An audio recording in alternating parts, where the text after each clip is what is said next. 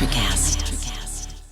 Why wait to see if you'll get something you like this Valentine's Day when you can go to BlueNile.com and find something you'll love? Whether you're looking to treat yourself to a little winter sparkle or show a galentine how much you appreciate them, Blue Nile offers a wide selection of high-quality designs, expert guidance, and free 30-day returns for the ultimate peace of mind. You can even design your own jewelry. Right now, save up to 50% at BlueNile.com. That's BlueNile.com.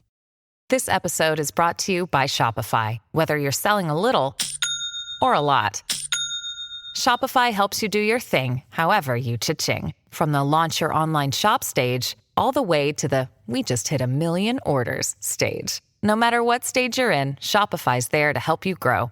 Sign up for a $1 per month trial period at shopify.com/special offer, all lowercase. That's shopify.com/special offer. On this episode of the SNSW podcast, we'll break down our biggest takeaways from Week 7 of the NFL, from what the hell is going on at Foxborough with Cam Newton and the Patriots, to an overtime thriller between the Seahawks and the Cardinals, and the big matchup between two of the top teams in the AFC, the Steelers and the Titans. We'll also break down some of our biggest moves of the week, from Dez Bryant joining the Ravens practice squad, Antonio Brown joining Tom Brady in Tampa Bay, and other moves that could be made as we approach the NFL trade deadline. We'll also give out this week's Forrest Gump Award, and we'll dive into Rob Kelly's power rankings, where, spoiler alert, the Cowboys still aren't doing great. But first, this episode is being brought to you by Boxo Crafts. Boxo is an arts and crafts focused kid subscription box. Boxo is a parent-run company that combines creativity and convenience in one monthly package, delivered right to your door. Boxo's premier box, Boxo Holidays, contains 4 separate art projects to get you and your family into the holiday spirit. Whether it's Halloween, Hanukkah, or Easter, they've got you covered with holiday fun. Boxo, we can't wait to see you create. Check out boxocrafts.com and exclusively to our listeners, enter promo code SNSW for 10% off your first order. That's boxocrafts.com, promo code SNSW. The SNSW podcast is a 1-hour weekly, 2-hour monthly podcast recapping the biggest stories in the world of sports with a New England flavor. The show notes and transcript of today's episode can be found in the description box below, as well as our WordPress and Buzzsprout pages. If you're new to the show, consider subscribing. It's the easiest way to see when we publish new episodes. We are on iTunes, Spotify, Google, and wherever you get your podcasts. Be sure to rate us and leave a review of any of our shows. We always appreciate your feedback. And be sure to follow us on all of our social medias. All of our links will be in the show notes. And now, this is the SNSW podcast. But it's all relative.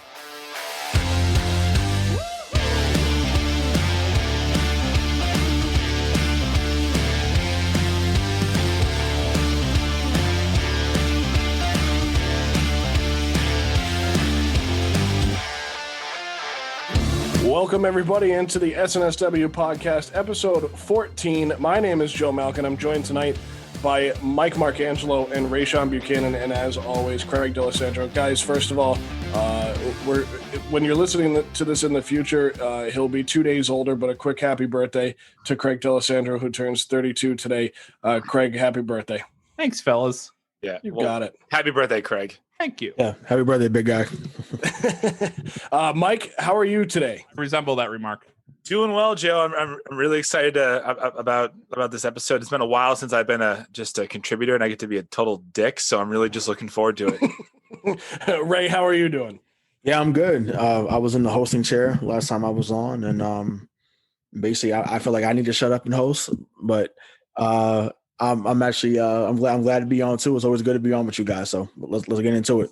Yes, it is. So, and you know, everyone listening, talk back to us. How are you? Are you doing all right? Are you doing well? Because that's what we want to know. So we hope everybody's doing well out there. And as Ray mentioned, the last time he was on our episode that came out Monday was episode 13, interview with Josue Pavone. Who, Ray, give everybody a quick just rundown of Josue, what he does, and if everybody, you can find that episode. Craig will link that down in the show notes. Yeah, no, it was a great time. So, me and Bob conducted the interview. Craig was behind the scenes as usual. And yeah, we just talked about, what the grade was for the Celtics this year, like what things they did well, how can they improve in the off season. and just maybe who are some potential targets that could come here. And then, to top it off, because he's someone that does a show with Cedric Maxwell, we had a really great story that he dropped on there as well. So like I said, we hope you guys enjoy it. We enjoyed it. And, like Joe just said, it's going to be in the show notes. So, show your support and more importantly, just spread the word. It was really cool when we posted on social media and Cedric Maxwell was the first person to like our post on Instagram. It was definitely a little shocking. I know to you and me, we were the first ones to realize it, and I kind of leaned back in my seat, and that was pretty cool. So like immediately, like literally seconds after, like I was like, oh, okay, like the real Cedric Maxwell. Okay, well, I'm real excited. Yeah, saw the blue check mark. I was like, he was sitting there waiting for this. He was waiting. Right, for he was. us, so. He was. So listen, you guys can listen to Cedric Maxwell's podcast with Josue Pavone. That's pretty good stuff. I went and listened to that after I listened to the interview with Josue, and we all know if you follow the Celtics that Cedric Maxwell, big contributor as the color analyst, and is definitely knows his stuff. And I mean, the guy's an NBA champion and a former Celtic. So, all right. So, hey, without Bobby and Dave on the show, the resident Cowboy and Bears fans, how about we have a total Patriots bitch fest today? What do you guys think about that? Hey, I'm here for it. I'm in. All right, perfect. So what we're going to get into is week 7 of the NFL season. We're going to have 4 takeaways. Generally, it's 3 takeaways, but we added a game in at the end that I think we all want to talk about because it wasn't necessarily the best game of the weekend. We will talk about the best game, in my opinion, of the year tonight. And just a heads up to you guys, I am going to hijack a couple of these questions about the Patriots. I'm going to ask myself, basically.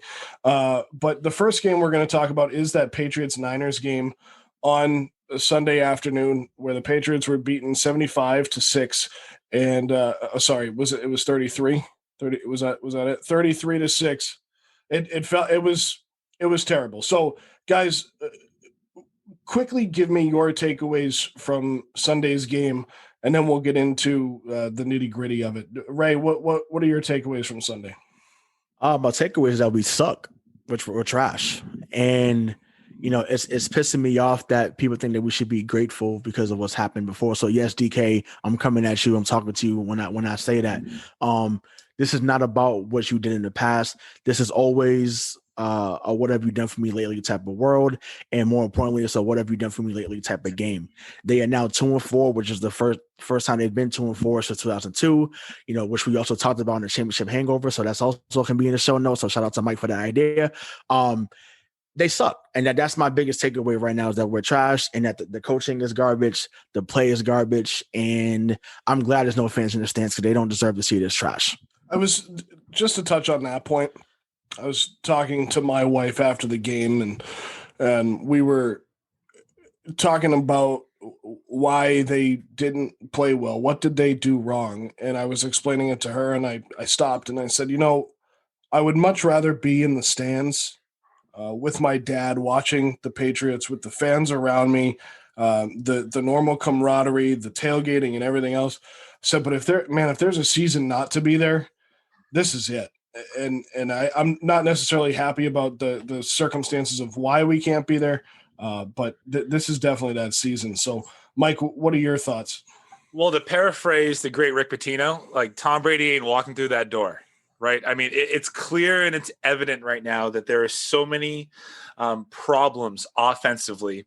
And as much as I want to blame, we'll get into it, but blame the players or blame the coaching, it's the players, right? And it's their lack of talent.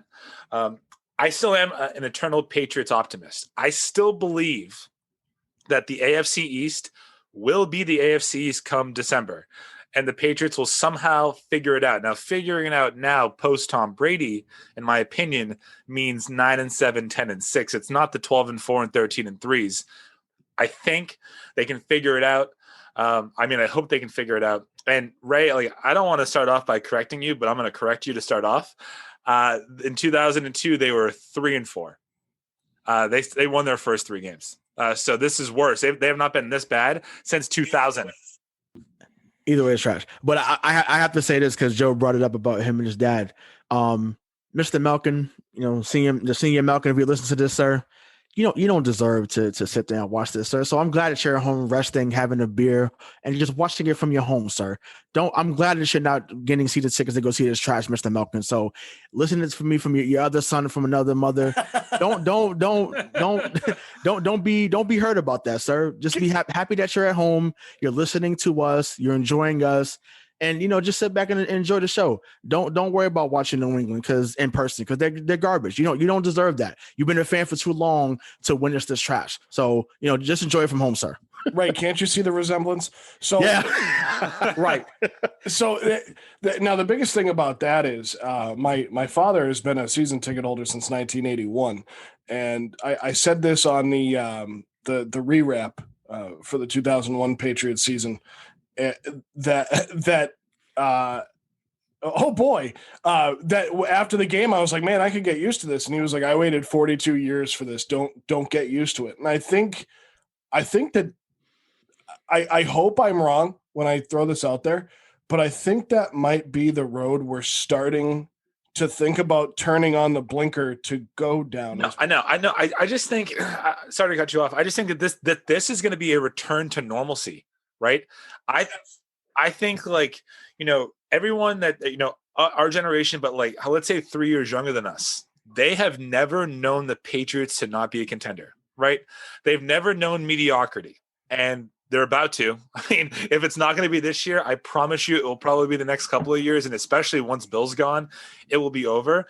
But this is how you weed out the pink hats from the real fans. And I mean, I think that there's still a lot to be proud of this Patriots team. For one thing I will say, they fought Kansas City with two backup quarterbacks, and their defense was solid. They played great. The defense played great against Denver. It's just they're not good enough to overcome the things they used to be able to overcome, if that makes sense. They played well against Seattle too, right? Throwing 4 picks. Well, so let's get into that too. So Cam Newton on Sunday, 9 of 15, 98 yards, 3 interceptions. Jarrett Stidham comes in as Bill Belichick goes to the bullpen. He goes 6 of 10 for 64 yards and an interception. 4 interceptions in one game. The New England Patriots quarterbacks have currently thrown for 3 touchdowns, and they have thrown 11 interceptions. And they are tied for 32nd in the league. That is dead last in quarterback rating with the New York Jets. So that kind of tells you where this team's quarterback play is at this point. And Mike, I'll give you a little credit on the defense. The defense has played well despite the fact that they're missing 3 of their top 5 players. Obviously Gilmore is still there. Jawan Bentley made a bonehead play on Sunday. Chase Winovich made a bonehead play on Sunday. And I think there's a lot of overcompensation right now. And Ray, when you talk about the 4 interceptions, and we could literally spend an entire episode on just this game because of how bad the offensive play was. When they came out against Denver, and I said it to you guys then, and I still believe it now, Cam Newton doesn't look right. I don't know if he's injured. I don't know if he's sick. I don't know if he just doesn't have his mind right, but he doesn't look like Cam Newton against Seattle, and that's a problem because Cam Newton is not a bad NFL quarterback. Cam Newton is a very good NFL quarterback. He's a former league MVP. He's played in a Super Bowl, and I have a lot of problems with this team. And Mike, you mentioned the players being a big problem. I'm going to play the blame game, and I don't like to play the blame game. And 2 of the questions I had in our rundown was, what's the problem in Foxborough, and is the problem Bill, Kraft, McDaniels, the players? I think it's kind of a combination of all of it. And right now, I think one of the biggest problems is that McDaniels, and maybe Belichick as well, are expecting Cam Newton to come in to a style of offense that is not made for him, instead of making the offense around the guy that's under center. And I think that's starting to frustrate him. And I think he doesn't play well in the style of offense that Josh McDaniels wants him to play. Well, a couple of things. I think, first of all, like the 3 touchdowns, 11 interceptions, that is a terrible statistic, but it also is misleading because Cam has rushed for 5 this season, right? So you're still running an 8 to 11. I know it's not great. What's the problem in Foxborough? It's talent, man. I mean, it's just talent. Your some of your top defensive players, you mentioned, Joe, are gone. And on offense, like, where the hell is Edelman? Can someone let him know that the time for opt-outs was in July and it's not in freaking October? I don't know where he's gone the last 3 weeks, but I said it last week and I'll say it again. The guy looks gassed. He looks like Wes Welker did in St. Louis with that stupid oversized helmet on, who couldn't catch anything. It's just bad. So, you thought, one would think that he would step up and be the leader on offense when Brady left. He isn't, and maybe he can't be anymore. So this week, too, to go along with what you're saying there and the players being ready and the amount of talent that there is on the team. As for the defense has been the best unit on the field for the Patriots this season. They've let up a good amount of points, but they've also been giving teams very good field position with their horrendous offensive play. And sure, Cam has rushed for 5 touchdowns, but when was the last time he rushed for a touchdown? Was it against Denver? We sure as heck know it wasn't against San Francisco. So where have they been in the last 2 weeks? And over those last 2 weeks, one of the biggest things that came up was COVID and players getting put on the COVID injury list, which doesn't mean in the NFL that you have tested positive. It means that you've been around someone who has COVID and they're just trying to separate you from the team, and you have to be on that list for a certain amount of time, which is why a certain defensive lineman who was traded today cannot play this weekend against Indianapolis, and we'll get to that as well. But when that all happened, and the Patriots were told by Bill, right? This wasn't the league. This was Bill Belichick and the Patriots that shut down the facility and told the team not to come in for practice and decided not to practice. But the Tennessee Titans, who had exponentially more cases of COVID, positive cases of COVID, also did not practice. Now, apparently they were running practices by themselves on some dirt lot in Nashville, wherever they were doing that. But to me, that just shows a lack of preparation on the New England side of things. And then today it came out in Bill's weekly press conference that the team last week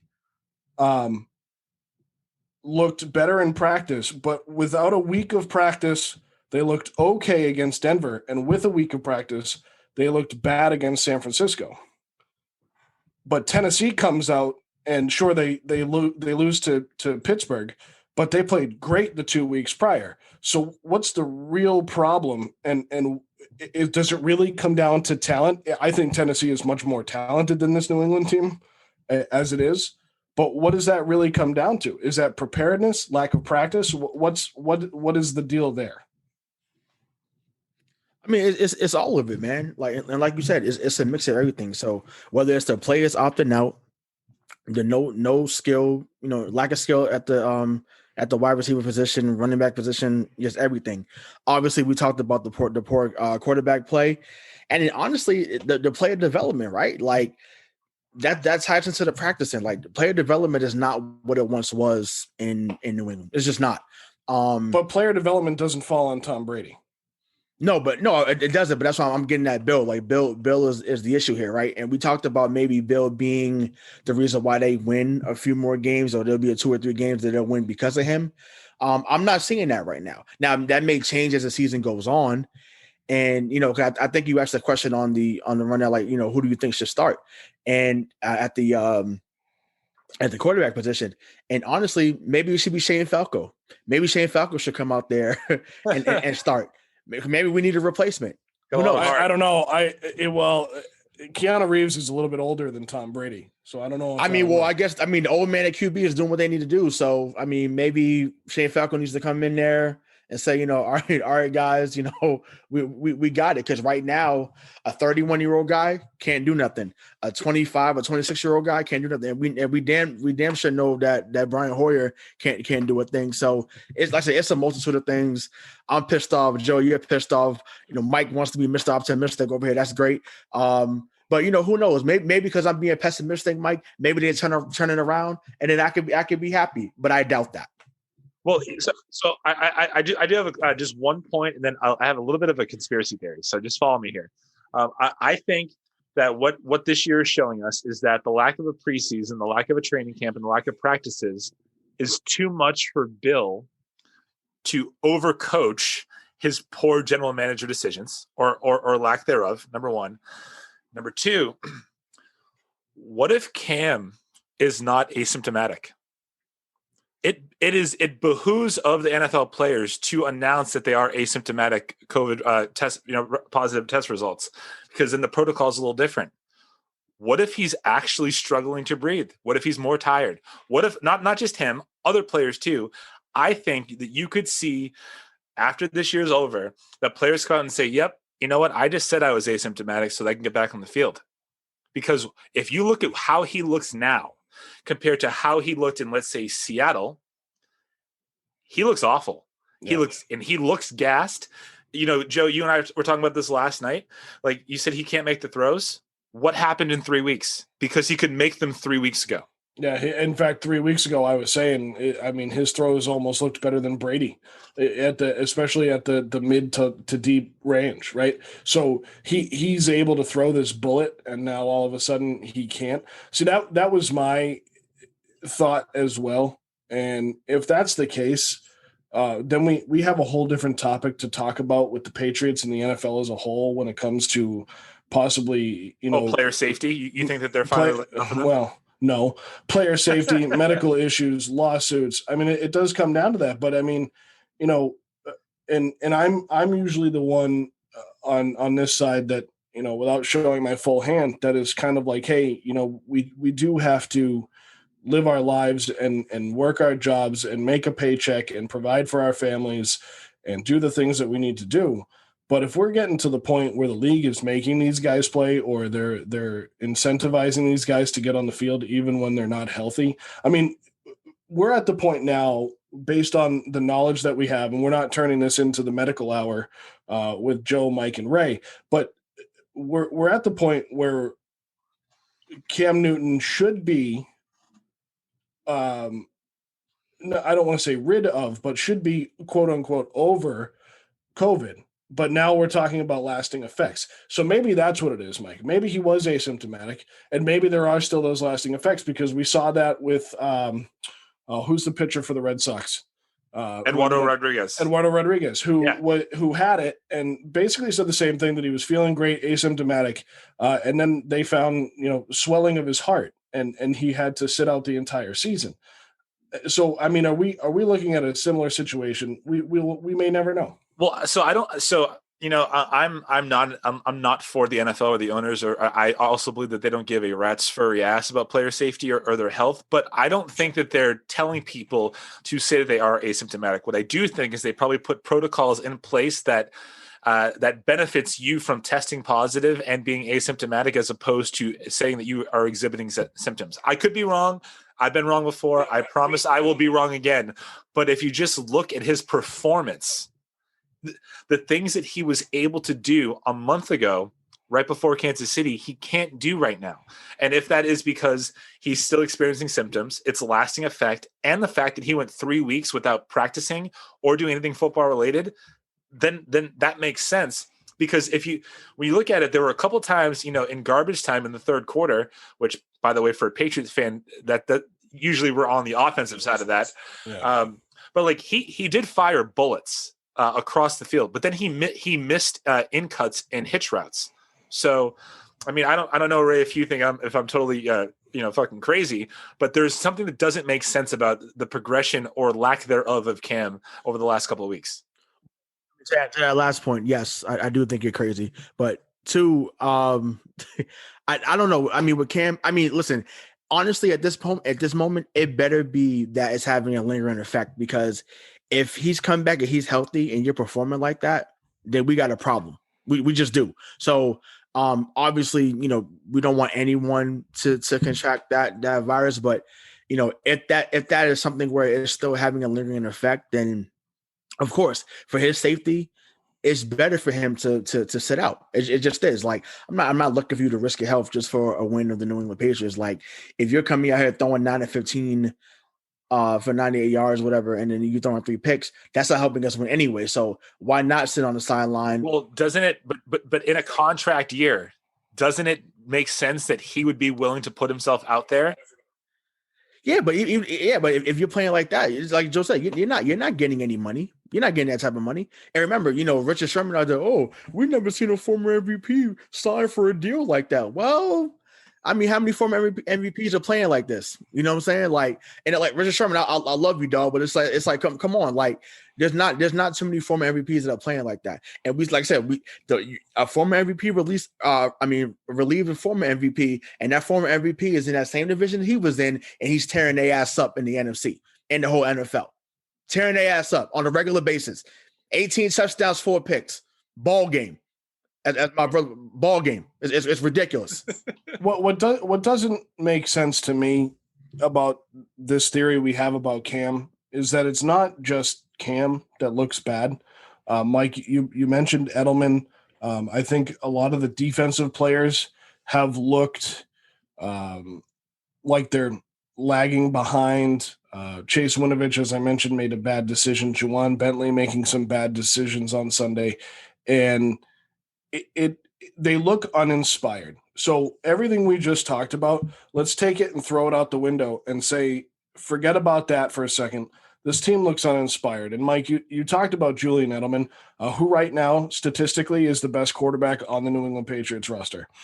But also, we have a trade deadline coming up in less than a week. Could Edelman be trying to force his way out of New England? When is his contract? What value?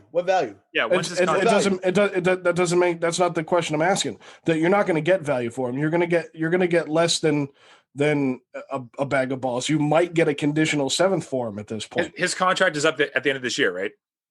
Is it the end of this year? I thought he signed a 4-year deal in 2016. That if I'm wrong, I'm wrong. But like we know he's going to Tampa next year. I mean that's just it. But to answer like the 2 more years. Okay. So yeah, I don't know what you get for him right now. Now, if you trade him after like week 2 or after that Seattle game, you can get something for him. The thing about it is I think that we always knew that Julian Edelman cannot be your number 1 wide receiver. He cannot be your number 1 threat, right? Because he has to rely on someone else like Gronk up the middle, or even N'Keal Harry doing something on the outside to free him up on the inside. And right now, everybody knows if you just double Jules, no one's going to be able to. No one can run. Apparently, like we just have given up on the running game. Besides Cam, then you're going to get them. To answer your question, Joe, that you either have asked or about to ask, you said who's been exposed since Brady left? Patriot fans. You want to know why? Because they have been exposed for not the overwhelming majority, but let's say the silent majority of them are frauds. They are just here to enjoy the banner, raising ceremonies and the parades and Tommy Terrific. And where are they now? I mean, you can't go to the stands anyway. I would bet a lot of money that people would have stopped showing up after the Denver game anyway. This season is an automatic reset for the Patriots. I think that this game is indicative of all the things that are wrong with them, and I think the buck stops with Bill. You can't be so gun shy in the offseason and not bring in talent. I mean, they brought in Cam, I'll give them that, but like on the wide receiver core, can you imagine like if they had just kept, even Sanu for Christ's sake, Sanu is better than everyone that they have right now, and he was terrible last year. Yeah, he still had his injury problem, so I think that was probably the right move at the end of the day. But I understand your point. Yeah, but it's like that. But that was the one position that you couldn't like you can't keep detracting from that position and thinking that other guys are going to produce. Like, I think they thought Demir Bird would be a little better, mainly because he played with Cam in Carolina. So, I mean, there is some rapport there, but listen, to steal a line from Shannon Sharp, Julian Edelman is running like he has a piano on his back. That's what's going on.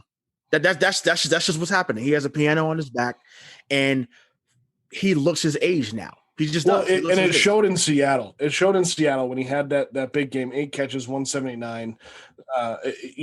It showed, because at the end of that game, I'm sitting there going, man, that kid's gonna sleep like a baby on that plane ride back to New England tonight. And I think you're right, and I think his age is showing. But the big thing with this Patriots team, to wrap up the Patriots-Niners talk before we move on to our next game, mentioning the trade deadline, and I asked about Edelman. Edelman's cap hit is $6.7 million next year. I think that if you ate some of that, you could definitely get something for him. And I'm not, again, maybe a conditional 7th. I don't know. This isn't Major League Baseball where you're going to go out and get prospects for him. But if he doesn't want to be here, and if that's the kind of season we're having, that might be the road that they go. We don't know. But also, in reality, like, if you could get prospects for him, Joe, would you trust the Patriots to develop them? No. Well, no. But I don't trust the Red Sox to develop their prospects either. So, but speaking of the deadline, and I have this for later in the show, but since we're kind of on that topic now with the Patriots, my personal opinion, and I'm going to ask the question, then give my answer, and you guys can go. Are the Patriots buyers or sellers? I haven't decided yet, and I don't think they will until we see what happens against the Bills on Sunday. I think they're both. I think they are in the market for a wide receiver, and I think that I think that if they're looking at their season, if they do think that it's a lost cause, which I would find it hard to believe that Bill Belichick would believe that in October, but let's say he does, then offloading Gilmore to get more weapons on offense would make sense, right? For me, it's hard to trade the reigning defending defensive player of the year, along with the fact that you just gave him a $4 million bonus for no reason.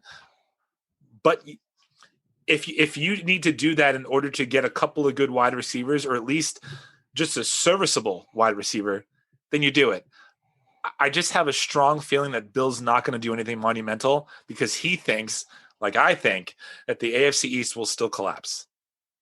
Yeah, and my thoughts on that are very similar to yours, where I think a lot of what they do is going to depend on what happens against Buffalo this week, and hopefully everybody's healthy, and hopefully everybody can get their heads out of their rear ends and can play the game the way that this team should play. And we see this from multiple sides, right? We see it from the pink hat fans, the ones that Mike calls frauds. We see them saying, well, this team should be the same, but obviously they're not, because there's no Tom Brady. And then you see it from our perspective of, well, it's not over, but they are playing like trash. And then you see it from a Dave and Bob perspective, where it's like, hey, you guys got 6 rings. Why don't you stare at those for a little while? And then, think about what we don't have in Chicago and Dallas. And, this is what your team is now. And it's like, well, no, guys, because we still have Bill Belichick. We still have an MVP quarterback. And we still have Robert Kraft, who wants to make his money and put a good product on the field. And I think that is what they're going to try and do. And I agree with you on Gilmore. He's got 1 more year left on his deal. He's clearly one of the best players in the league defensively. But that is kind of Bill's MO, right, Mike? To trade the guys right before they go downhill, or right before the last year of their contract, and then they go off somewhere and they kind of fizzle out and fade off into the sunset. I have a question. I don't mean to jump you, Ray. Can you trade someone that is opted out for COVID? I don't think so. Because I would trade Patrick Chung for anything, literally just a placeholder, because I think he's useless. But I think, again, not to hammer or beat a dead horse. If they don't get wide receiver help, it will be, if Belichick gets to 9-7. That might be the best coaching performance of his career. Ray, I'm not sure how you feel about that. Listen. I hate to agree that we are buyers and sellers, because to me, we should be buying. That's just my opinion. Like, it should lean towards the buying side. But you got to sell in order to be able to buy, Ray. You got to spend money to make money, right? So I think that's what it comes down to, because the quote unquote prospects and pieces that the Patriots do have are not plentiful. So let me ask y'all a question then. So Gilmore, y'all would say Gilmore's our best asset, right? Yes. So yeah. if he's our best asset, yeah. So what receiver are you bringing in to trade for him? Like what would you trade Gilmore for? What receiver? I would trade him. I mean, let's say, like, hypothetically, if I could have my pick, a realistic, I would trade him for Will Fuller. I would trade him for the number one guy in Chicago. Is that Robinson? Yeah. Yeah. I mean, I think Fuller, I think would be wild with Cam. I just don't. I don't know. Like, that would be either a big disaster or like having Steve Smith back. Yeah, or amazing. But I think Robinson gives you the big guy on the outside and frees up something for Jules. And I would move Gilmore for that. I think Robinson is a good play. Another good play. Let's stretch it a little farther, because Will Fuller is an injury waiting to happen, as we've seen in his career, and I'm not sure what Houston is going to want to do and what they're really going to want for Will Fuller. And I think if that organization trades away another wide receiver from Deshaun, I think the NRG Stadium is going to be looted and possibly burned to the ground, because those fans are not going to stand for that. Right. Absolutely. I also just forgot that Billy O'Brien is no longer there. So that trade will probably not happen. Well, why not? Romeo Crennel's there. He doesn't do stupid stuff like that. But see, that's another thing. Is this just a bridge year for Houston now with Romeo Crennel? Like, are they actually going to try and contend in the AFC South? I don't know if they can. They still have a very good quarterback and a very good team, and they've looked better as of late since Bill O'Brien was fired. But I think a good place for Gilmore, I don't know if I want the return because of his injury past, but a good place for Gilmore is Cincinnati. And I think that would be a good pickup for that Cincinnati defense. Don't say it. And get AJ Green. Now, again, hang on. Let me finish the thought. That's why I said I don't know if we should do that because of his injury history. But if you don't want AJ Green, then you don't want Will Fuller. No, I don't want either one of those guys. But to me, I mean, obviously, I want to go for broke and get Julio. Obviously, Julio Jones would be the. That would be the guy I'm looking for. Like, I'm not trading Gilmore for someone less than that. I'm just being honest. So, I mean, I think earlier they said, oh, they'll look to get a second or a third rounder, which is cool. But if you can get someone like Julio Jones, hey, I'll get the car for you bringing a Logan Airport stuff on Gilmore, and I'll shake your hand myself and say, hey, it's been real, my brother. Enjoy your $65 million. Enjoy your beautiful wife and your kids, and enjoy the ATL and get you some lemon pepper wings with you and Lil Williams. That would be great. That'd be awesome. Great. Awesome. Let's trade him for a third round pick, and then when we go into the draft and DK Metcalf is sitting there, we'll go draft N'Keal Harry. So we're gonna move on to our next game of the week after spending a half hour on the New England Patriots. But the next game we're going to touch on is what I feel was the best game in the 2020 NFL season thus far, and that was the Seahawks Cardinals game on Sunday Night Football. I could watch Russell Wilson and Kyler Murray play football every single day of the week and watch their tapes the next day. These two teams were so much fun to watch. Thank you, Tyler Lockett, for winning me a fantasy matchup this week with 45.5 points. A couple other talking points in this. Larry Fitzgerald, instant first ballot Hall of Famer. He becomes the second all-time receptions getter with 1,400. He now has 1,407 in his 17-year career, if you can believe he's been around for that long. DK Metcalf is an absolute animal of a human being, and it was really fun to watch Kyler and DeAndre Hopkins. This game went into overtime. The Cardinals ended up coming out on top, and Mike, you said it in the prediction show that you thought the Cardinals were contenders, and so did Bobby, which Bobby may have hit on this one that he actually hit on. I have to agree and say that I was wrong, and I thought Kyler Murray was going to be what Craig thought of Patrick Mahomes, where he wasn't going to be in the league. But this kid is good, and he is smart, and he understands the game of football. He is going to be better. Ready, Rayshawn, you ready for this one? He is going to be better than Michael Vick was when he was in the league. All right, so a couple of things. It's just not a fair comparison because I think I could argue that Vic lost probably his most what would have been productive years due to off the field issues. Because when he came back in Philly and started, he was a different good, right? He still had a great arm. He wasn't as fast. I think Vic will always be like the Barry Sanders type, right? Obviously for different reasons. Barry Sanders could have kept going. And you always say like, what if Vic was in the league 2006, 2007, 2008? Who knows what would have happened? But Kyler Murray, what everyone thought he lacked was grit, right? Can he come back? He can. He proved it. He's the real deal. I know I hijacked you, Ray, so go ahead. No, you're good, man. I think that see, Vic to me is not the comparison. The comparison is actually the guy that he faced Sunday night, and that's Russell Wilson. Like, I think he's the next version of Russell Wilson. I just feel like they play very similar styles. I agree. And it's like they lived up to the hype, man. Like they were really, really good on Sunday night. And just far as your point about Metcalf, man. Actually, before I get into that, yeah, I was wrong on Arizona too. Like they're 5-2 now. Like they've been playing really well. I know, like I said, I mean that a lot of that hinged on the development of Murray, and he's clearly developed. So trading for Hopkins was huge for them in the offseason, and Buda Baker has been great. I have to say this, and Craig, fast enough. Yeah, just not fast enough, right? But Craig should laugh at this one. But it's a joke how fast Metcalf was. Like the way that he was running after Buda Baker is how I run when I see the hot and ready sign at Krispy Kreme. Like it was just it was ridiculous. Like it was unbelievable how fast.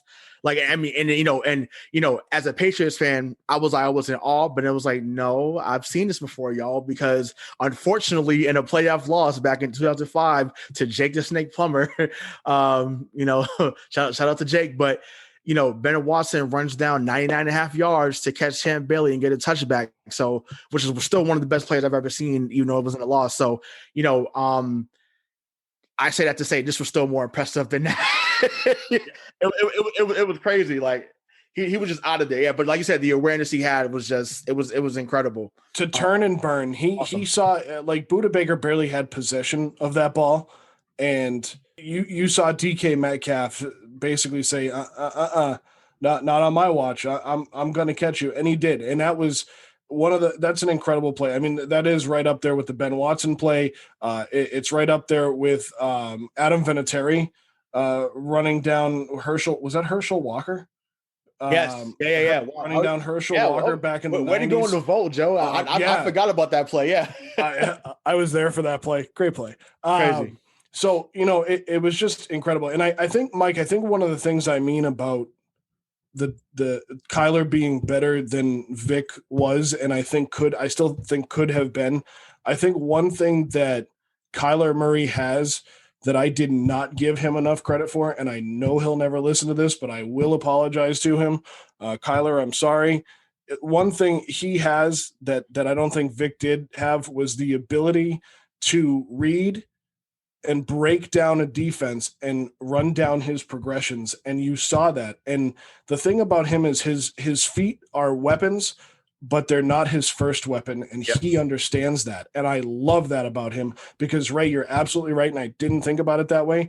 He is kind of like Russ 2.0, and it's so much fun to watch. And for them to give him the weapons he did, and we've talked about this already on another podcast, and I've been on the Kyler Love Fest ever since, but to have a guy like DeAndre Hopkins and to have a mentor like Larry Fitzgerald at a wide receiver position so you don't have like a direct competition behind you and you're willing to help the kid is incredible. And DeAndre Hopkins said that in week 2 of the NFL season that he was basically chewed out by Kyler Murray. The guy has been in the league for 8 years. He's possibly at the end of his career could be one of the best wide receivers of all time. and Kyler Murray, a second-year quarterback, chews him out, and DeAndre Hopkins basically says, that was awesome. Yeah. Like that, like that's awesome that guy did that. Like he put me in my place, and that's never happened to me. He said, I've never had a quarterback yell at me, and he played with Deshaun Watson. What does that say about Deshaun Watson? Well, I think when you come into the league and you're drafted and you walk into that locker room and Hopkins is there, Hopkins is the man. Now when you're traded, he's still one of the greatest receivers in the league, but he's not the guy in Arizona until he proves himself. And by week 2, he hadn't proved himself yet. So Kyler had an opportunity to do something that Deshaun never did. But I think, for me, this game, the biggest takeaway for me was, man, Tyler Lockett, he is so good. 15 catches, 200 yards, 3 touchdowns. And if he's not in Seattle, you don't know who Tyler Lockett is. Right. Agreed. That is development at the wide receiver position by Pete Carroll, by his staff, and trust by his quarterback, Russell Wilson. And we saw that with Doug Baldwin in Seattle. Yeah. We saw that with receivers in New England that played with Golden Tate. Golden Tate. Absolutely. Because Golden Tate hasn't been what he was in Seattle after he went to Detroit and now New York. Yep. He's definitely not what he used to be. And that's absolutely right. And when guys are put into that position, they have to be a little, once they see it, pretty happy about it, because Tyler Lockett, we've talked about this on a previous episode too, that you're 100% right. Tyler Lockett does not have 15 catches, 200 yards, and 3 touchdowns against the Arizona Cardinals in this game if Russell Wilson is not his quarterback. Just one last thing, dude. Like you said in the last segment, that we passed over DK Metcalf. If DK Metcalf was signed or drafted by the New England Patriots, he would be N'Keal Harry. They can't develop wide receivers anymore. They haven't been able to do it since Julian Edelman, is what you're going to tell me. But even before that, it was Deion Branch, David Givens. What do you think? Chad Jackson was a good. Hell no, he sucked too, and he was garbage. No, but Edelman was developed. But the thing about Edelman wasn't a wide receiver. He was a quarterback. So you had a ball of clay you could turn into whatever you wanted and use his skills to his advantage. Where you have receivers, and we all know kind of the stereotype of receivers is that they kind of are who they are, right? We see receivers as Larry Fitzgerald has been the same guy since day one. We saw it with T.O., Chad Johnson, all these guys. Johnson in Detroit. We've seen it with these guys throughout their career. And I just think that you are correct, is basically what I'm saying in long form. They've never been able to develop. And I think some of the guys that they did develop I think they developed just struck gold. 3. Yeah, sure. 4. We'll call it 4, but it wasn't Bill. So 3 of them were Bill. It was David Givens, Deion Branch, and I'll give you Edelman. I'll give you, and you know what? Kenbrell Tompkins in that 1 year, he was what we needed him to be, but then he's out of the league. I mean, he went to Oakland for. Outside of the play he made against New Orleans, when it's like, you can have your Mannings, I'll take my Brady. Like, everyone remembers that call, right? He had 45 catches for like 785 yards and 5 touchdowns. It was pretty good for I mean, true, but I think even though Harry is like 6'4", 225, and obviously I think he was someone that was, he was pretty healthy at Arizona State, and I feel like he was pretty productive as far as getting catches. But DK Metcalf is just so physically gifted. I just think that whatever they didn't develop with him, would have, at some point it just would have took over still. My God, him and AJ Brown was on the same team, and we missed out on both. That's wild. And Ole Miss to me, really low key is they're a wide receiver factory too. Because Mike Wallace back in the day, Laquan Treadwell that went to Minnesota. He hasn't been great, but he was decent coming out of Ole Miss. And obviously, these 2 guys now. So it's like they've produced some really good talent coming out of Ole Miss, man. So I don't know. Like I say, Deebo Samuel's another one. who seemed to be like a typical Patriot guy, the way that he runs after the catch. So, I mean, I don't know, man. Like Andy Isabella, to go back to what we just talked about with Arizona, like Andy Isabella from UMass. So you saw him up close. He was down the street at 495.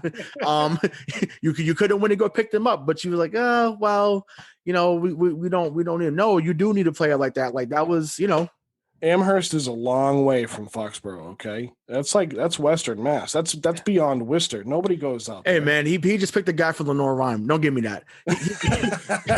He could have figured that out, man. Like it pisses me off, but it is what it is. I'm not going to keep hijacking though. But go ahead, Joe. So in the interest of not talking about the Patriots the whole time, let's talk about the Steelers and the Titans. If we want to talk about some other good receivers, we saw a few play in this game, and one that has been very good this year that did literally nothing. But this was an interesting game. The Pittsburgh Steelers come out on top to remain undefeated. Both of these teams came into the game at 5-0.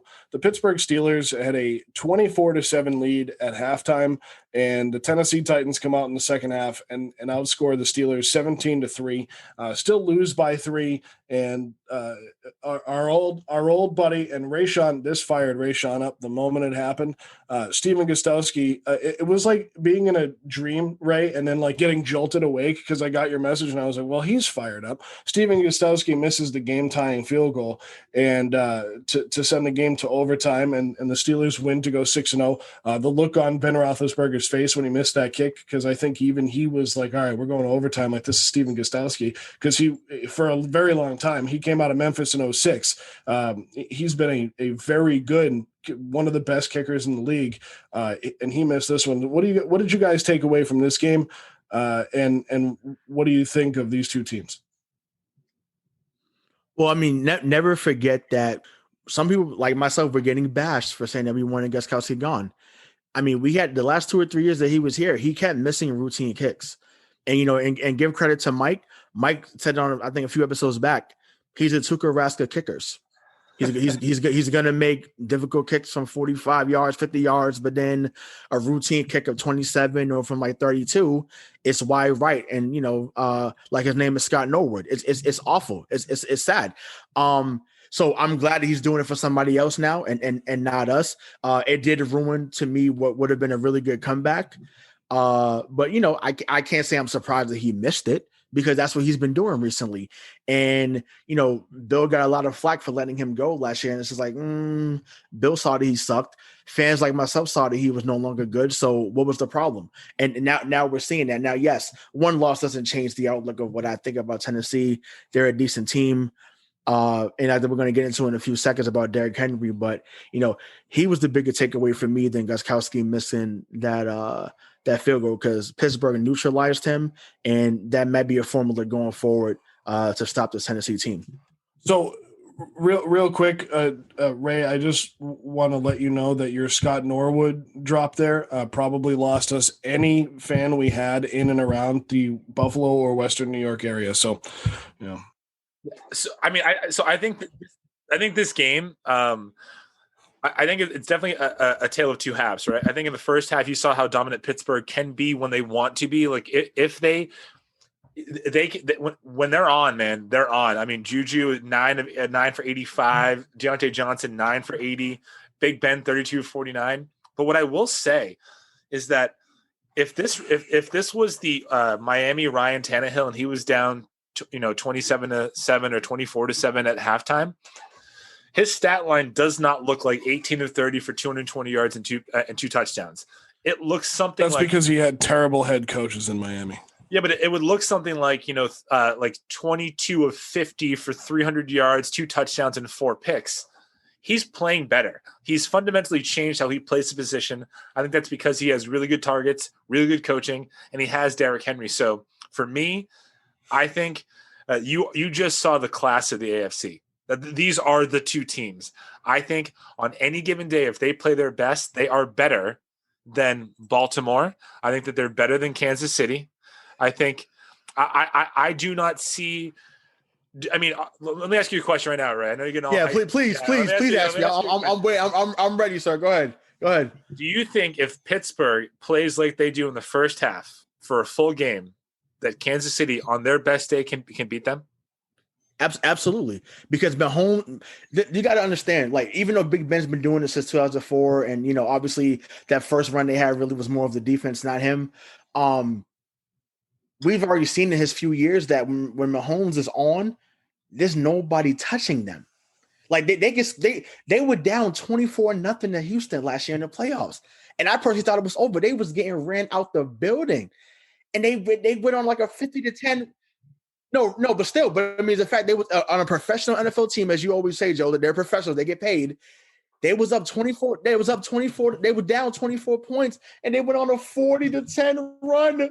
So we're like, it was crazy. So now, do I think that they would be the best opponent for Kansas City? Absolutely. But I do think if Kansas City's on, there's still another gear that they have that any other is really unrivaled by any other team, including Baltimore, aka your paper champions, as you've been saying.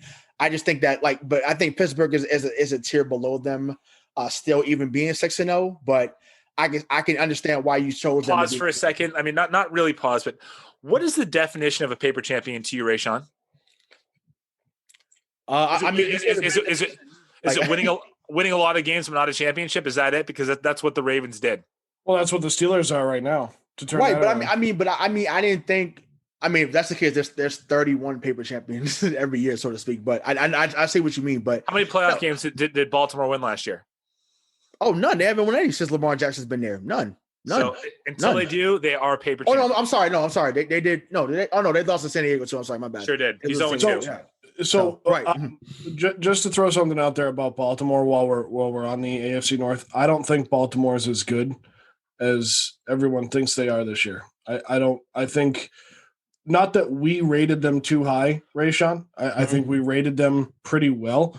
I think I had them at 13-3 and you had them at 14-2. Yeah. I think 12-4 is a good spot for them. I just don't think that they're as good. And I to go with Mike's theory of if you put Pittsburgh on if Pittsburgh plays that whole first half that they played against Tennessee against Baltimore, I don't think Baltimore stands a chance. No.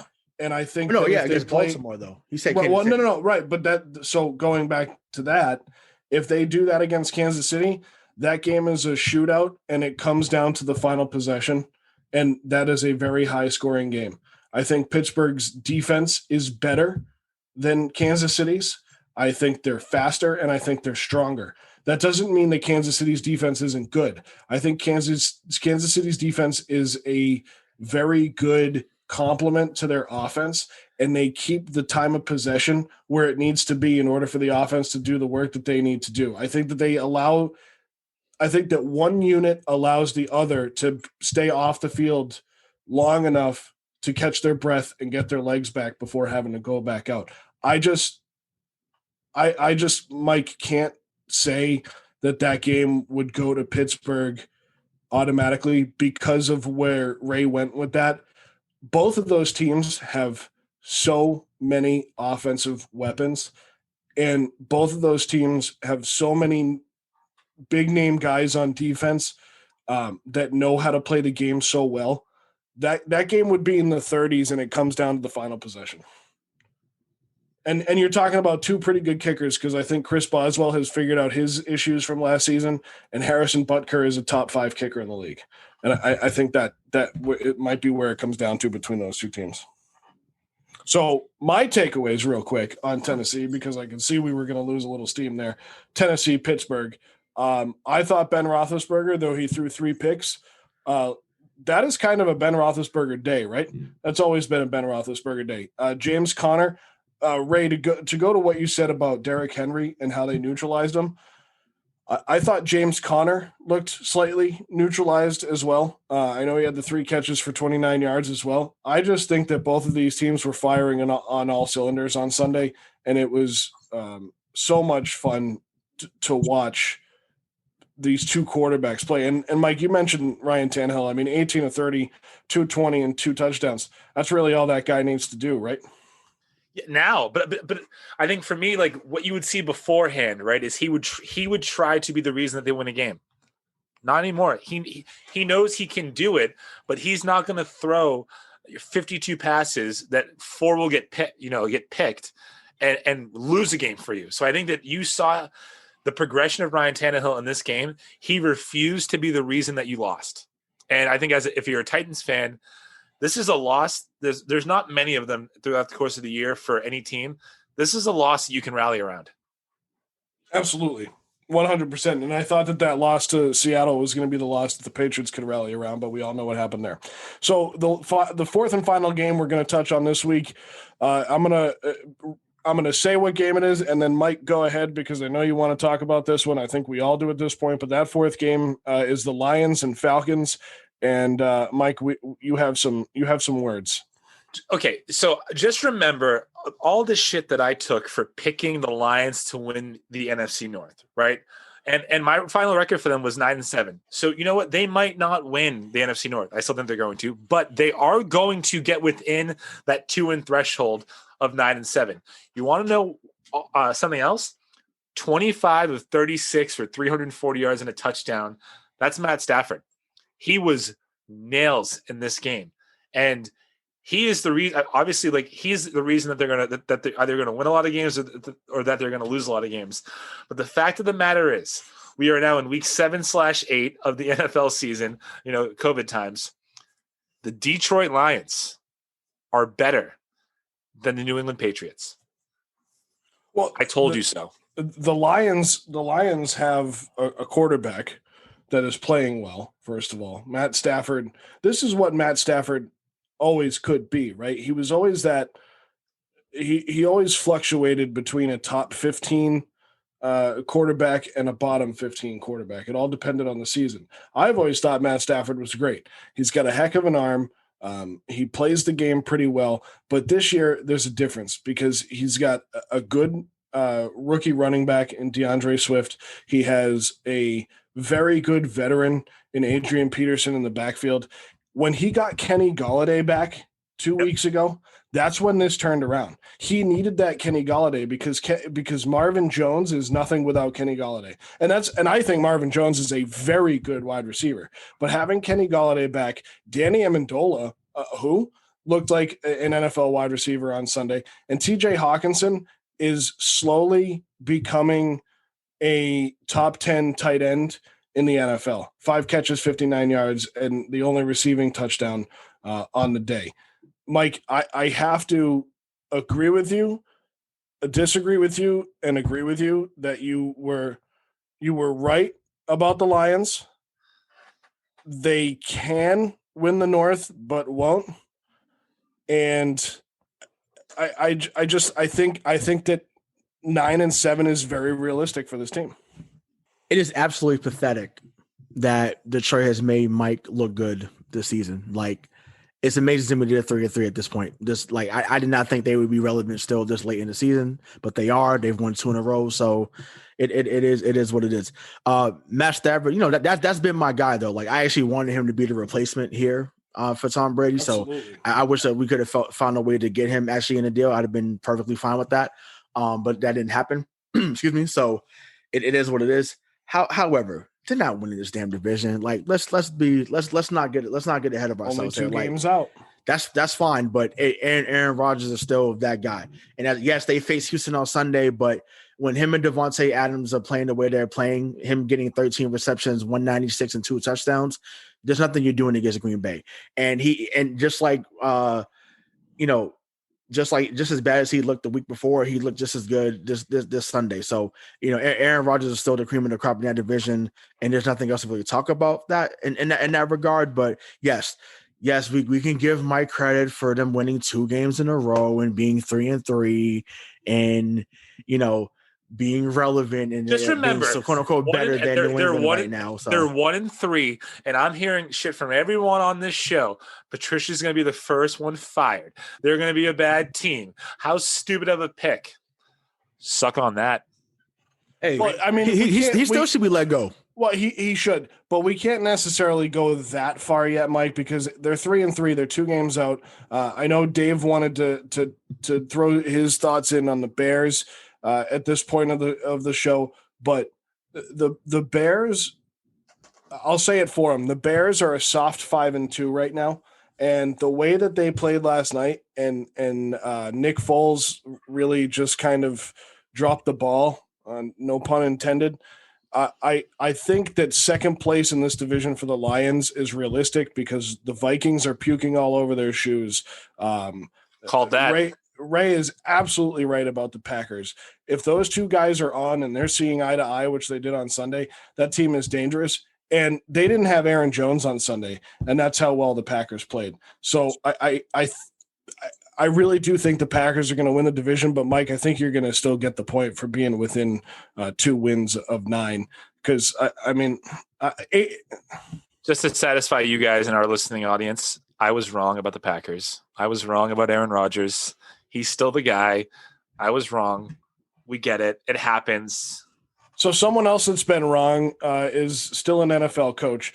As we move past our takeaways of the week, how does Adam Gase still have a job? Can anyone tell me how Adam Gase still has a job? They want Trevor Lawrence, dude. That's what everybody's saying, and that's what I've been reading. That's what I've been hearing is that Adam Gase's job is safe because they're tanking for Trevor, and then they're going to spin everything around and trade Sam Darnold. What if Trevor decides to play for another year? Then you did all this for nothing. Well, no, because the Jets will go 0-16 again next year. They'll So be the first team in NFL history to lose 32 straight. He'll have job security as long as Trevor Lawrence is in college. Exactly. Yeah, that could be it. And then they'll like trade it away and fire him anyway. 2 big signings that happened this week. Antonio Brown officially signs with the Tampa Bay Buccaneers this morning.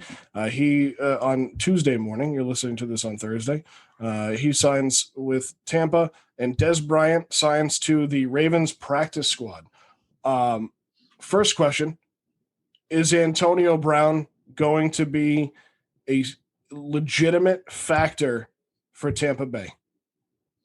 I think he'll be a Deshaun Jackson in Tampa Bay. I think he will be the guy that if you need like a Hail Mary or that one play that's, one catch, 80 yards and a touchdown, I think he's going to be a factor. I think he's too talented to not be.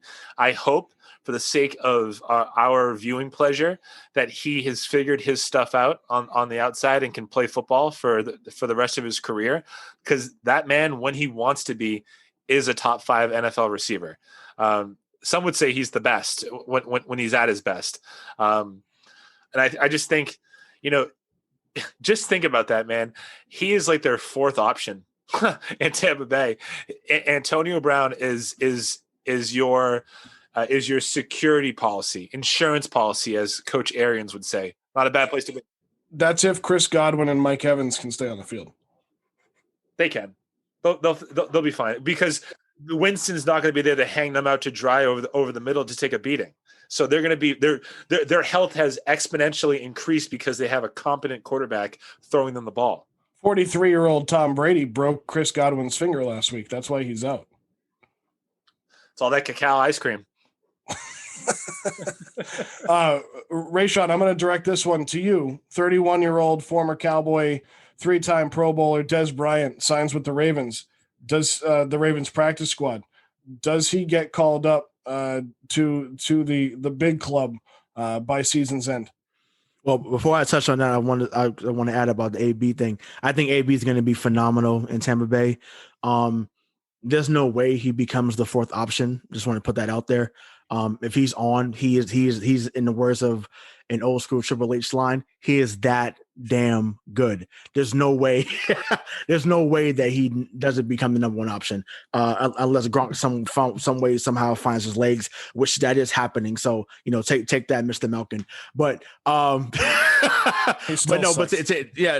mean that's fine. But Sunday's game showed otherwise. But anyways, to answer your question about Dez, I think he does get up there at some point. I think that they need an additional weapon besides Andrews and and Hollywood Brown. So now for him to be your 3rd or 4th guy, at this stage of his career, it's not bad. So if he can find some way to get 25 to 30 catches for 300 or 400 yards by the end of the year, that would be phenomenal.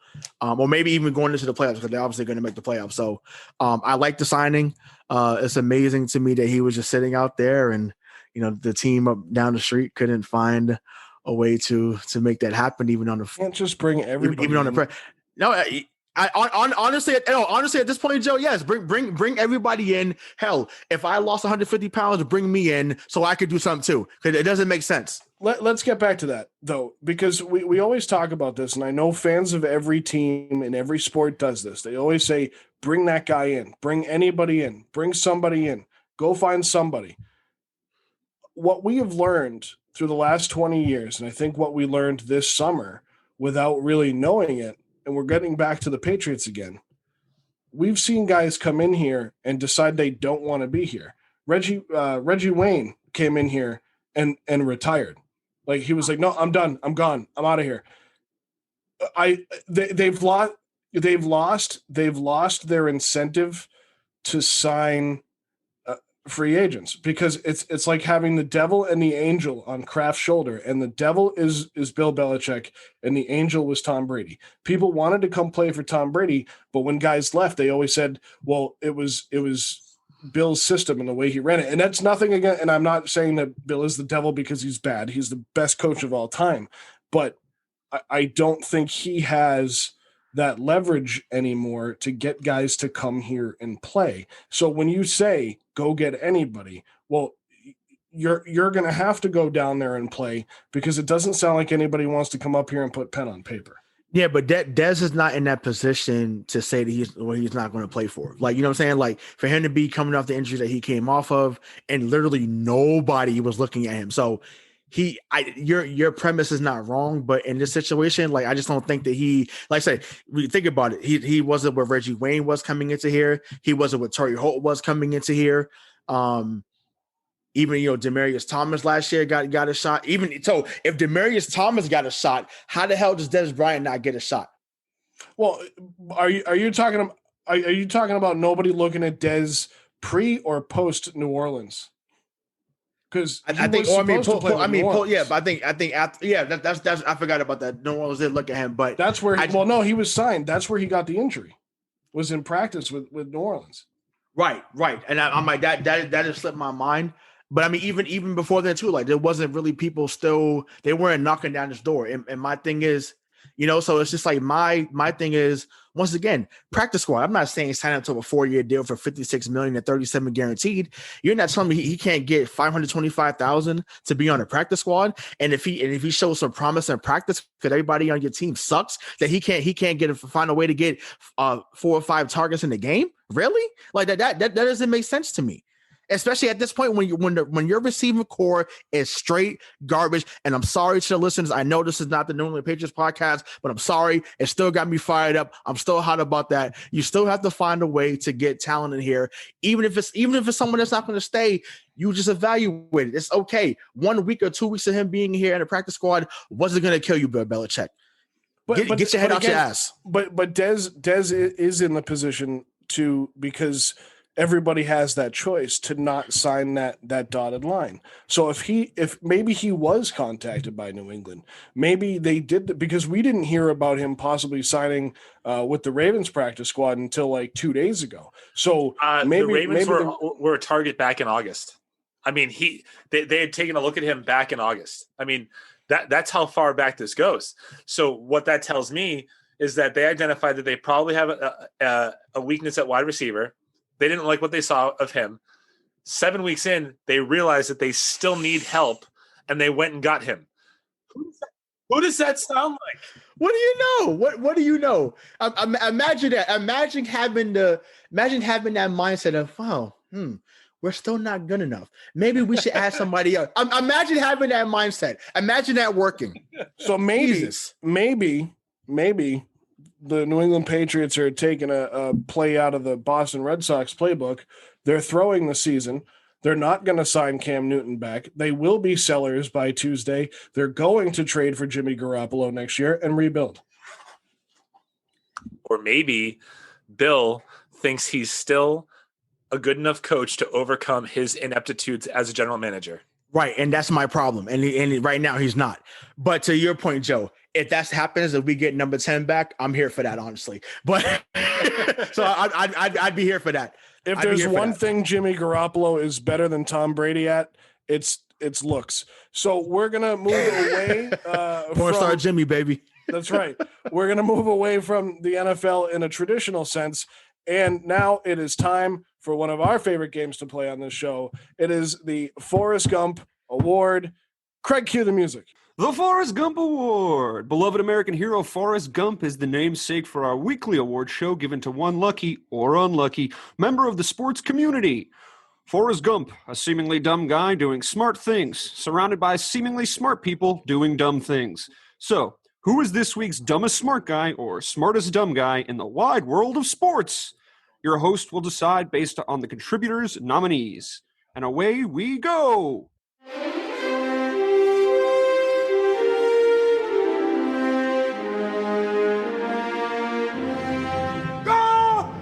What's your sole purpose in this army? To do whatever you tell me, drill sergeant. God damn it, Gump! You're a goddamn genius. That's the most outstanding answer I've ever heard. You must have a goddamn IQ of 160. You are goddamn gifted, Private Gump. So, Mike, who you got? So my nominee this week is Steven Gostkowski, and here's why. You know, when he comes into the league in 2007, Bill Belichick elects not to kick a field goal in the Super Bowl when they are undefeated that year because it's too far away, because he can't make it. And now this son of a bitch can only make kicks from 50 yards or more. You have the chance to win the game on a field goal, 46 yards, after making a 51-yarder in that game, and you shank it. He's the winner. He is perfect. I believe he's 5 of 5 kicks over 50 yards this season, but he can't make a kick from 46 to win the game. All right, Rayshawn, who's your nominee? So I'm riding with Bill Belichick, and I know that's probably going to be one of the more crazier nominations we have going forward on this award, but I don't care. I feel that Bill has been he's been subpar to say the least, and Sunday really put it on display. It put it on Front Street. And for someone who's been a genius as a coach, a genius as a defensive mind, really has dropped the ball this year. And it's okay to criticize him. Yes, he has the 6 rings. Yes, he has 8 overall as a coach. But I feel like it's something that he just hasn't been good. He was a good Sunday. He hasn't been good overall this year. So I feel like he's someone that deserves the award as someone who's smart, but really has been making dumb decisions, not just this week, but essentially every damn week that we've had since the football season started. Well, so to pick a winner, no surprise. So for the second time in a row, Rayshawn Buchanan, you are the winner with your Bill Belichick nomination. Yeah, listen, thank you, Academy. Thank you to the fans at home, fans around the world. It's really becoming a thing of, it's really becoming a routine for me to get this award right now. So, Bill, listen, I don't want to keep nominating for stuff like this. So, get your head out your ass, man, and, and get better so that you're not a nomination or a nominee on this award going forward, man. But appreciate the win. Stay classy, Mike. Mike, any words? Stay classy, baby. No, he just says no. All right. On the last segment of our show, we'll go through the top 10 teams of BK's power rankings. The full rankings, including Bob's 31st ranked Dallas Cowboys, can be found in the show notes or on our website. Just cracking the top 10 is Bob Kelly's favorite member of the podcast, Dave Clark's favorite team, the Chicago Bears, who come in at 10. Now, I say that just so Bobby will roll his eyes at me and send me a message when he hears it. The Bears deserve to be in the top 10 because, as Ray and I have said throughout this episode, it may be a soft 5-2, but it's 5-2. And they actually moved back 2 spots after their loss. I think with that loss on Monday night, they should be out of the top 10. I agree. And the Bills should be in. Yep. Wholeheartedly agree, dude. Yep, same. Yeah, no argument for me here. Like I was as soon as you read that, I was like, what? Like you got Buffalo outside the top 10? Like no. Flip that around. Get Davis Bears out of there. Yeah, and the New Orleans Saints are in at 12th, and I kind of went past them, but they are in at 12th, which I think is fair for them. I think the Saints are kind of a middling team, and they'll be fighting for a playoff spot, but they're definitely between that like 10 to 15 area. Moving into the top, more into the top 10, the Rams at 9, the Titans at 8. He has the Titans falling 3 spots and the Rams moving up 1 spot. I think the Rams, and we haven't touched on them at all. I think you guys may have been wrong about the Rams too. I think they're the real deal. And I think Jared Goff is complete opposite of what you guys dubbed him as. Great, but what I would argue, Joe, is that is that the majority of his success and completions come from the scripted plays that are run at the beginning of the game and after halftime. If you look at what he does in the fourth quarter, or in late in the third quarter, or late in the second quarter, he's not that great, which is fine. He doesn't need to be. Listen, if you can beat teams based on your 30 scripted plays of a game, you're that damn good. You just are. And no one should go after him for that. I do think it's a little inflated because one of their wins was against the Dallas Cowboys. I'm not going to hold them against their schedule, but Dallas is a trash team. The Cowboys are a trash team. That's an easy win. So it's interesting to me that the Rams move up a spot, by beating, a soft 5-1 team or a 4-1 team. But one of their wins is against one of the softest teams in the NFL, the Dallas Cowboys. And again, the Bills moved down a spot for beating a soft team. So, where's the logic here? I meant to pull up the official NFL power rankings that came out today to see where he was. If one of you guys can pull that up for at least our top 7 teams. Because the Arizona Cardinals, he has at number 7, and they move up 4 spots. I think that's rightfully so. As Mike mentioned, Kyler Murray's ability to bring that team back from that deficit and get that win in overtime against Seattle definitely deserve to be in the top 10, and I think 7's a good spot for them. Mike, he has the Packers at 6, moving up a spot after their win this week without Aaron Jones, but with a very healthy Devontae Adams. The Baltimore Ravens are at number 5. They moved down 2 spots because they were on a bye week, but the Colts get better.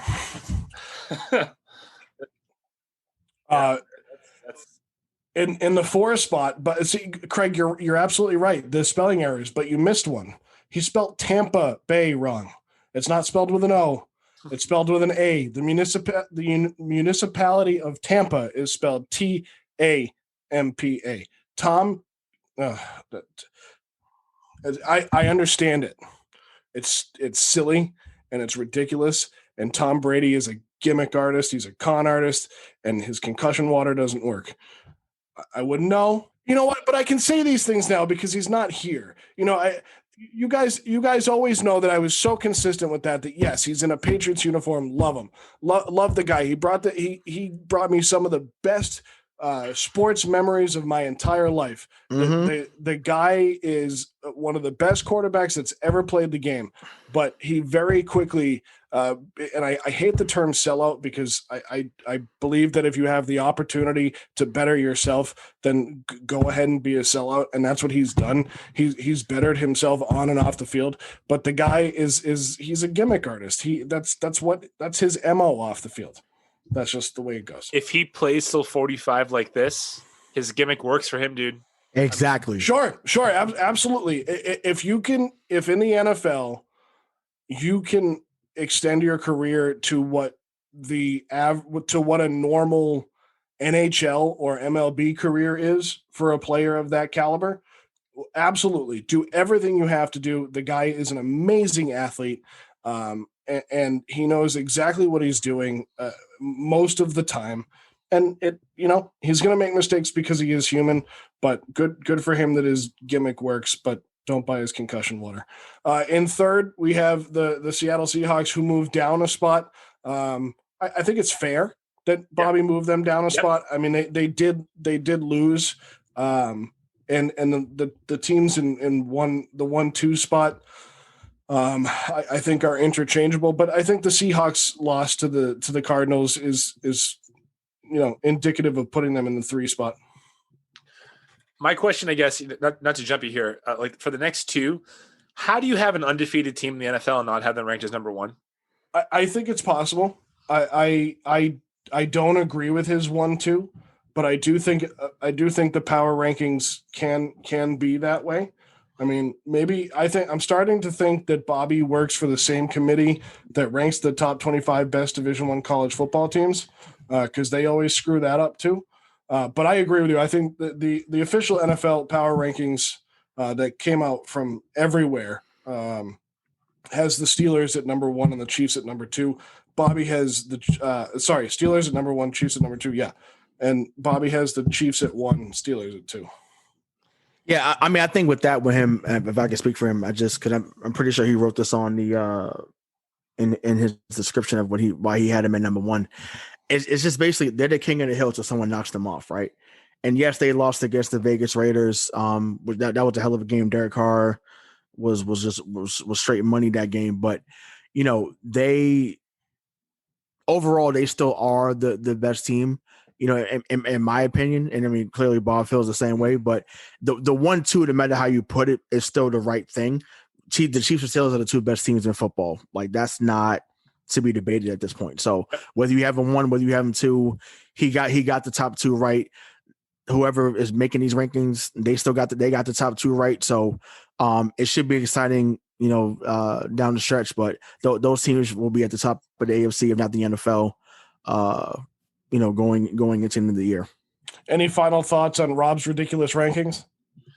Yeah, I mean, first of all, I think that the Lions take is just a dig at me. I appreciate it. I love that I occupied that much space in Rob Kelly's mind. That's a great win for me. But in reality, rent free. Yeah, rent free. It's tough to see the Patriots being so low on that list, and he's right. I would have put them probably at 25.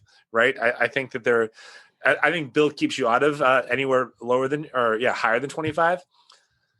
If you're undefeated, if you play the way that you play, like the Steelers in the first half, and you still hold on to win, for me, you're the best team in the NFL. You just are. And I'm still going with what I said earlier. If the Steelers play their best and the Chiefs play their best, I'm taking the Steelers. So this regularly happens on episodes that I host, is what I've noticed. So I'm gonna have to start hosting more. Ray, there you go. That's for you. Shut up and host, and also policing you guys a little bit. You guys rambled a little bit tonight. I mean, let's be honest. That's a bit of the pot calling the kettle black, don't you think? I mean, yeah. I mean, Craig, you really talked a lot. And Craig, you better keep that. I don't care what you cut. You keep that part in. Correct. So that'll do it here. So all right. So guys, final words tonight. We're heading into week 8 of the NFL season. We're hitting the halfway point. Your final word, anything we can. And again, because it's his birthday, Craig, what do you have for us to end the show as the EP? What are your final words? This show is going to put me in a grave. You should have said that faster. We would have less runtime. True, but it's my own fault. Mr. Buchanan, what do you got for me, man? So as you guys can see, but the people at home that will be listening to this can't see it, but I am rocking a Black Lives Matter shirt, and mainly because I'm doing laundry, but there's a message behind it too, man. And on a serious note, Walter Wallace is another, black man that was killed by the police recently out in Philadelphia. So, there's been rioting and there's been things that have been burned down. So, we're asking for justice for Walter Wallace. Prayers out to his family and those that care and love for him. It's sad that we're still seeing this, but it's just what it is. And also, with this being us being a week away, make sure you guys vote. I said we've religiously said this on the show, and we've talked about it on social media. But make sure you go out to vote. As Joe always says to y'all, we cannot tell y'all who to vote for, but because it is your civic duty, it's important for you to get out there and make sure that your voice is heard, so that your ass is not complaining the next 4 years, saying about, oh, you put this guy in, you put that guy in. Well, if your ass didn't go to the voting polls, don't talk. So make sure you get out there on November 3rd, vote vote however you're going to vote, but just make sure you get your voice out there. And, Black Lives Matter, not just yesterday, not just today, but forever. I voted early and it was incredibly easy. Yeah, I'm thinking about going to do it before Tuesday. So, Mike, what do you got? Yeah, I agree. It's hard to follow that because what I'm about to say is a whole hell of a lot less important in the grand scheme of things. But this is my call out to the New England Patriots. It's time. It's now nut cutting time. It's time to put up or shut the fuck up. You are 2-4. You have not been this bad in 20 years. It's been since 2000. Drew Bledsoe's not walking through that door. Tom Brady ain't walking through that door. Find a way to do what you know how to do. Win in November and December, and please do not let this be a throwaway season.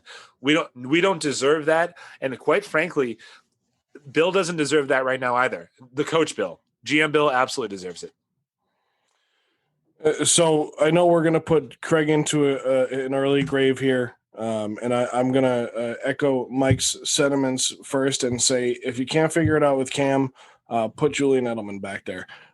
Echoing what Rayshawn said, go out and vote for, be educated, whether it's the questions or whatever you're voting for in your local state elections. And then obviously we have a presidential election coming up November 3rd. If you can vote early, go vote early. If Tuesdays aren't good for you, find a way. I know in where Craig and I are from, we can vote daily, basically in normal business hours. So you can, Craig. See, you have to go and do your research. Because Craig's like, can we? I didn't know that. That's because you have to do.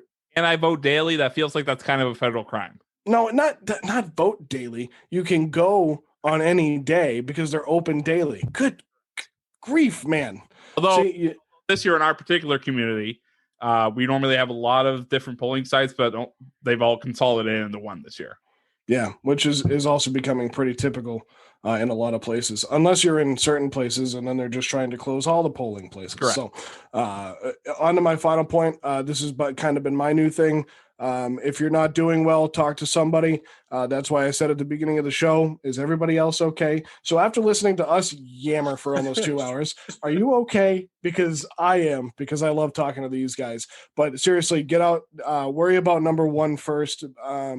First and foremost, before you worry about somebody else, you are what matters most to you.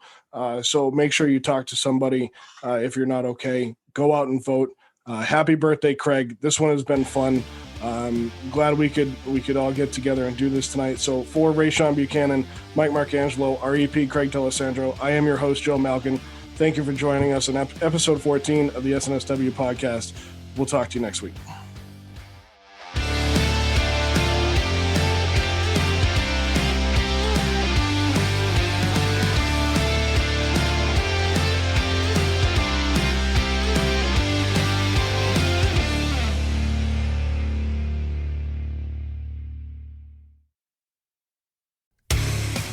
I'm DC. I host the rock podcast Back to the Arena, The Interviews. It's about a 30-minute podcast where I talk one-on-one with a band who has released new music. You can find us on all the best podcast sites like Spotify, Apple, Google, iHeartRadio, and more. If you're a rock fan like me, subscribe today to Back to the Arena, The Interviews. Electricast. Miles, are you ready to record our promo for Season 2 of the Wanna Bet podcast? David, have you ever seen a grown man naked? Miles, we're not here to quote lines from Airplane. We're here to tell people that Season 2 starts August 18th. But I like Airplane. I know you do, but Wanna Bet is a sports betting podcast. Each week we bet $1,000 on the NFL teams and games that we love. Well, that sounds like fun. It is fun. And last year you picked over 60% of your games correctly. How'd you do? We're not talking about that. We are telling people that they can find us every Friday. So no more movie quotes. Roger. Electricast. Electricast.